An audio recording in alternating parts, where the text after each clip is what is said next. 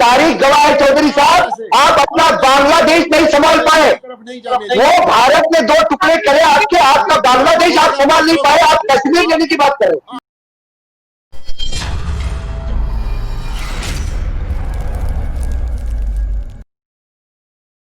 Hello guys, welcome to my channel Hindustan time में। जय हिंद दोस्तों। जैसे आप जानते हो कि FATF नज़दीक आ रहा है और पाकिस्तान पानी पानी हो रहा है। पाकिस्तान FATF की ग्रे लिस्ट में है और हो सकता है वो ब्लैक लिस्ट में भी चला जाए। पाकिस्तान के प्राइम मिनिस्टर इमरान खान ने यह भी कहा है कि अगर हम ब्लैक लिस्ट में चले गए तो पाकिस्तान पूरी तरह से ख़त्म हो जाएगा। ना इनके देश में कोई फॉरेन इन्वेस्टमेंट्स होगी, ना ही इन्हें कहीं से कर्जा मिलेगा। जहां पाकिस्तान ग्रे लिस्ट से निकलने की कोशिश कर रहा है, वहीं पर पुलवामा के हमले पर NIA ने पाकिस्तान पर चार्जशीट फाइल करते हुए यह कहा है कि पाकिस्तान अपने कुछ सिटीजन्स को टेररिस्ट घोषित करे, जिनके हाथ इंडिया पे हुए टेररिस्ट अटैक में थे। दोस्तों, आज की वीडियो आरजू काज़मी की डिबेट इसी टॉपिक पे है और डिबेट काफ़ी इंटरेस्टिंग है। आप देखेंगे कि कैसे अशोक वांगड़े, जो हिंदुस्तान के जर्नलिस्ट है, उन्होंने इस डिबेट में किस तरह हर एक सवाल का मुंह तोड़ जवाब दिया है। दोस्तों, वीडियो स्टार्ट करने से पहले आपसे एक छोटी सी रिक्वेस्ट है कि हमारे चैनल को सब्सक्राइब कीजिए, इस वीडियो को लाइक कीजिए और कमेंट बॉक्स में ज़रूर अपनी राय रखिए। जब FATF की बात होती है तो यही कहा जाता है कि जी भारत जो है वो पाकिस्तान को FATF में ब्लैक लिस्ट में करवाने की कोशिश कर रहा है। तो एज अ नेबर, एक अच्छे पड़ोसी के तौर पे आप क्यों पाकिस्तान के ऊपर ये एलिगेशंस लगा रहे हैं और क्यों आप चाह रहे हैं कि पाकिस्तान को डैमेजेस हो? देखिए, पाकिस्तान को तो हम हमेशा अपना भाई मानते हैं। पाकिस्तान पे कोई एलिगेशन लगाने वाली बात नहीं है। जहां तक वो लिस्ट की सवाल है जिसमें FATF का जो लिस्ट है, उस लिस्ट में भारत कुछ नहीं करेगा। उस लिस्ट में ऑलरेडी वो इंडिपेंडेंट बॉडी है जो मुझे लगता है G7 ने शुरू की थी 1989 में। तब तक के काफी देशों में उसका एक्सेप्टेंस है। वो तय करती है, उनकी अपनी इंडिपेंडेंट एजेंसीज है, सब लोग उनको अपनी कंप्लेंट्स भी देते हैं। हाँ, यूनाइटेड नेशन में हम बार बार कह रहे थे कि दाऊद इब्राहिम वहां है, हमने भी 10-15 एड्रेसेस दिए। उसमें से यूनाइटेड नेशंस की जो काउंसिल है ISIL, उन्होंने उसमें से 6 एड्रेस एक्सेप्ट किए हैं। हम ये कह रहे हैं कि वहां दाऊद इब्राहिम है। दाऊद इब्राहिम हमारे यहाँ से भगोड़ा है। दाऊद इब्राहिम हमारे यहाँ ऑपरेट करवाता है अंडरवर्ल्ड का, वो वहाँ जो अंडरवर्ल्ड की जो एक्टिविटीज है वो करवाता है। उसकी प्रॉपर्टी सीज की, ऐसा नहीं कि इंडियन गवर्नमेंट ने नहीं किया है, इंडियन गवर्नमेंट पाकिस्तान को भी बताती है। और जहां तक पुलवामा का है तो करीब करीब 13,000 पन्ने का वो चार्जशीट है जो पुलवामा में जम्मू कोर्ट में जमा हुई है।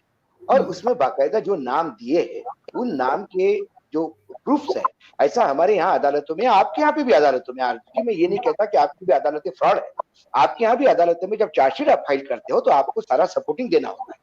यदि हमने वहां पे ऐसे टेररिस्ट को नामांकित किया है, ऐसे लोगों का नाम दिया है जो अभी पाकिस्तान में रिसाइड कर रहे हैं या पाकिस्तान में रह रहे हैं, तो उनके कुछ प्रूफ दिए हैं, रिकॉर्डिंग्स है, जो लोकेशंस है फोन के, कई चीजें हैं जो दी है। मैं तो अदालत को छोड़ता हूँ क्योंकि चार्जशीट फाइल हुई है, अदालत सजा देगी। और ये आतंकवाद से दोनों देश, हमारा देश और आपका देश, दोनों देश दुखी है। आपके यहाँ आतंकवाद पल गया और वो अब आपके यहाँ भस्मासुर हो गए। मतलब ऐसा एक ग्रुप तैयार हो गया जो आपके सरकार पे भी हावी हो गया। आपकी अवाम, पाकिस्तानी जनता जो हमारे भाई है, वो भी चाहते हैं कि इससे कट्टरवाद से दूर हटे, क्योंकि ये कट्टरवादी जो है वो आपको विकास की धारा में या डेवलपमेंट की तरफ नहीं ले जाते। आपके यहाँ बहुत सारे प्रॉब्लम्स है। अभी आजाद कश्मीर से हमारे भाई साहब है जो वहां से रिप्रेजेंट करते हैं आजाद कश्मीर में। आजाद कश्मीर में अभी जो चाइना की जो डैम्स बन रहे हैं, चाइना कंपनी जो काम कर रही है, पूरा आजाद कश्मीर वहां आंदोलित है, वो आंदोलन कर रहा है। आपके यहाँ क्या हो गया? ये जो 86 लोगों की लिस्ट है, ये भारत ने नहीं दी है, यूनाइटेड नेशन से लिस्ट आई है। आपकी सरकार लगातार ग्रे लिस्ट से बाहर होना चाहती है क्योंकि आपके यहाँ इन्वेस्टमेंट बैन हो जाएगी। वो ग्रे लिस्ट के लिए आपको मानना पड़ा कि 86 लोग हैं। आपके यहाँ ओसामा बिन लादेन थे, अमेरिका ने घुस के मारा है अंदर। ओसामा बिन लादेन जैसा इंटरनेशनल टेररिस्ट आपके देश में रहता है और आपके ना सरकार को पता है ना आपकी इंटेलिजेंस एजेंसी को पता है। शर्म आती है, मानवता का दुश्मन है वो। कितने अमेरिका में लोग मारे थे, कितने मारे गए थे जब ट्विन टावर उड़ाए गए थे। वो आदमी आपके यहां पनाह कैसा लिया? अब आप ये मत कहिए कि अमेरिका भी झूठ बोल रही है, कहीं और पकड़ के मारा और पाकिस्तान का बता रहा है। सारे वर्ल्ड ने देखा है। आप मानिए इस बात को, आतंकवाद के खिलाफ आप हाथ मांगिए, हम देंगे। आतंकवाद जहां है वहां कहीं अमन नहीं हो सकता। ये क्रॉस बॉर्डर टेररिज्म और ये जो होता है, ये सारा आतंकवाद की वजह से है। आवाम को हमारे यहाँ यदि हमारे यहाँ कोई मुसलमान धर्म के खिलाफ भी बोलता है तो उसको जेल होती है। हमारे यहाँ सिर्फ नहीं, मैं बता रहा हूं आपको, हमारे यहाँ प्रोफेट मोहम्मद का एक कोई कार्टून छपा था विदेश में, वो कार्टून हमारे मैगजीन में रिप्लिका हुआ था और आलोक तोमर नाम का वरिष्ठ जर्नलिस्ट जेल चला गया था। हमारे यहाँ कहा कि कैसी हिम्मत की तुमने, हिमाकत कैसी करी वो कार्टून फिर से छापने की। ये हुआ है हमारे यहाँ सर्वोच्च न्यायालय ने राम मंदिर बनवाया है तो उससे बड़ी जमीन मस्जिद के लिए दी है। सवाल वो नहीं है। आज भारत का मुसलमान पाकिस्तान के मुसलमान से ज्यादा खुश है, क्योंकि उसको बोलने की आजादी है, उसको कुछ करने की आजादी है। ये आजादी है। आजादी के मायने मात्र संविधान में लिखने से नहीं होता, जमीन पे उतरना चाहिए, वो है। और ये 86 की लिस्ट हमने नहीं दी साहब। हाँ, ये ग्रे एरिया से निकालने के लिए हम कुछ नहीं कर रहे, आपकी सरकार कर रही। लगातार आपकी सरकार ने पार्लियामेंट में कानून पास किए, क्योंकि आपको वो कानून पास करवाने पड़ेंगे मनी लॉन्ड्रिंग के खिलाफ, टेररिज्म के खिलाफ, तब आप ग्रे लिस्ट से निकलोगे। सिर्फ लिस्ट अनाउंस करने से नहीं होगा। देखिए अशोक साहब, आपको ये हमारी ग्रे लिस्ट की फिक्र नहीं होनी चाहिए। आपके मुल्क ने जो उनके बस में था वो कर चुके हुए, और इंशाल्लाह यहाँ पे एक जुम्मेदार हुकूमत है और हमेशा ही जुम्मेदार हुकूमत रही है पाकिस्तान की, और इंशाल्लाह वो भी निकालेगी। और इंशाल्लाह ये जो आप कह रहे हैं ना कि वही फिर आप इसी पे आगे हुए कि ब्लेम गेम ब्लेम, और ये तो होगा। आप मेरी बात सुने ना, मेरी बात सुने। आप ये एक तारीख आ रही है हिंदुस्तान की, नहीं हिंदुस्तान कभी यूनाइटेड मुल्क नहीं था, वो सिर्फ मंगोलियन ने बनाया था मुसलमान होने के बाद। और इस्लाम में इतनी ताकत है कि वो जो बिछड़ी हुई चीज़ें हैं उनको इंशाल्लाह वापस लेके आएगा। इंशाल्लाह मैं कह रहा हूँ, मैं कश्मीरी हूँ, हम कश्मीर लेंगे, और वो वक्त बहुत नज़दीक आ चुका हुआ है कि कश्मीर पाकिस्तान का हिस्सा बनेगा, और ये इंशाल्लाह इस चीज़ की वक्त गवाही देगा। हम पाकिस्तान के तारीख गवाह है, तारीख गवाह है चौधरी साहब। आप अपना बांग्लादेश नहीं संभाल पाए, तारीख गवाह है, तारीख गवाह है चौधरी साहब, आप अपना बांग्लादेश नहीं संभाल पाए। वो भारत ने 2 टुकड़े करे आपके, आपका बांग्लादेश आप संभाल नहीं पाए, आप कश्मीर लेने की बात कर रहे हैं। आप व्यंग मत करिए, आप यथार्थ के धरातल पे बात करिए। थोड़ी सी मैं हिस्ट्री समझा दूं इनको। मुगलों ने भारत कभी इकट्ठा नहीं किया, मुगल नर्मदा पार करके नहीं आ पाए, इतिहास गवाह है। ये मैं नहीं कह रहा हूं, इतिहास है।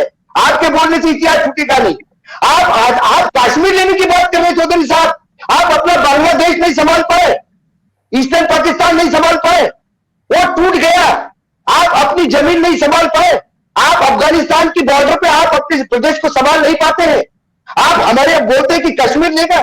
मैंने आपको पिछली बार भी कहा था और आज भी कहता हूं, 10 साल के अंदर आप मुझे दिल्ली के पार्लियामेंट में आजाद कश्मीर जो हमारा हिस्सा होगा उसके नुमाइंदे बन के मिलेंगे। पार्लियामेंट के, दिल्ली के पार्लियामेंट की कैंटीन में हम खाना खाएंगे। मैं पत्रकारिता में रहूंगा, आप उनके रिप्रेजेंटेटिव आएंगे, क्योंकि तब वो भारत का हिस्सा हो चुका हो। सवाल वो नहीं है, नहीं सवाल वो नहीं है। सवाल है कि आप डिस्टॉर्ट करके मत बोलिए। 86 की लिस्ट भारत ने नहीं दी, यूनाइटेड नेशंस ने दी। छोड़ दीजिए यूनाइटेड नेशन सिक्योरिटी काउंसिल छोड़ दीजिए। आप बोल दीजिए कि हम नहीं मानते इस 86 को। क्यों मानी आपने 86 की लिस्ट? क्या जरूरत थी कि इस 86 को आपने बोला कि ये टेररिस्ट है? क्यों माना आपने? क्यों वो छह एड्रेसेस क्यों यूनाइटेड नेशंस के काउंसिल ने माने हैं, सिक्योरिटी काउंसिल ने, कि दाऊद की ये 6 एड्रेसेस सही है? क्यों माने हैं? हमने दिए, लेकिन उनने तो ऐसा नहीं माना। हमने 15 एड्रेस दिए, उन्होंने सिर्फ 6 माने हैं, बाकी रिजेक्ट किए। सवाल है, उन्होंने भी देखा है दुनिया का जहां सबसे बड़ा फोरम है, यदि उस फोरम पे आपको 86 लोगों की लिस्ट मिलती है, इसके बाद भी आप कहते हो कि टेररिज्म नहीं है, यह मैं नहीं कह रहा हूं, सारा वर्ल्ड कह रहा है। आप बोलते हो कि F-16 नहीं गिरा, वो तो क्या गिरा, क्या अमेरिका ने आपको लताड़ा, सारी दुनिया जानती है। मैं उसमें भी नहीं जाता, युद्ध होना ही नहीं चाहिए, मैं युद्ध के खिलाफ हूं। हमारे यहाँ पठानकोट में अटैक होता है, हम आपके लोगों को बुलाते हैं, आप आके देख लीजिए। आपके यहां से टीम आके देखती है, आई थी। इतना ओपन तो हम हैं। हम किसी भी चीज का जब आरोप लगाते हैं तो ले लेते हैं। मेरा एक सिंपल का सवाल है, जो बांग्लादेश नहीं संभाल पाया वो क्या आजाद कश्मीर से बोलेगा हम कश्मीर ले लेते? आप लेने की नहीं, संभालने की बात करिए। आप पहले अफगानिस्तान बॉर्डर पे जो आपका एरिया जा रहा है उसको संभालिए। वो तो भारत का कोई काम नहीं है, भारत का हिस्सा तो नहीं है वो। लेकिन आप यदि यहां आतंकवाद करेंगे तो वो वहां रहेगा। रही चाइना की बात, तो चाइना को कैसे ट्रंप पे लाना है ये हमारे यहां हो गया है। चाइना फिंगर पॉइंट 4 पे है सिर्फ एक जगह पे। चाइना लेक से लेके पेट्रोलिंग 11, 10, 13, 14 सारे खाली हो चुके। आप आ सकते हैं, देख सकते हैं, आपके भी सैटेलाइट है, आपको पिक्चर मिल जाएगी उसकी। हाँ, चाइना जहां है वहां हम डटे हुए हैं, हम नहीं मान रहे। चाइना का सारा इन्वेस्टमेंट बंद कर दिया। आपके जैसा हमने पूरा देश चाइना को नहीं बेचा, हमने चाइना से सारा इन्वेस्टमेंट वापस कर दिया, चाइना की कंपनियों को वापस करने लगे। हमने श्रीलंका से कहा दिया कि चाइना को ब्लैकलिस्ट करे, वो कर गया है चाइना को ब्लैकलिस्ट। आज ये स्थितियां होती है जब इंटरनेशनल लोग देखते हैं कि जो अपने क्षेत्रवाद, जो अपना क्षेत्र बढ़ाना चाहता है, इंपीरियलिज्म जो चाहता है, आज की दुनिया में वो जगह नहीं है। आप युद्ध की धमकी मत दीजिए, आप ये मत बोलिए कि वर्ल्ड वॉर हो जाएगा। पाकिस्तान इतना अलग थलग पड़ा हुआ है कि आज आप चाइना में जाते हैं तो आपके वहां पे फॉरेन मिनिस्टर को मीटिंग तक नहीं होती। ये अलग थलग पड़ा है, ये आप देखिए, ये हम नहीं कह रहे, विश्व के अखबार कह रहे हैं।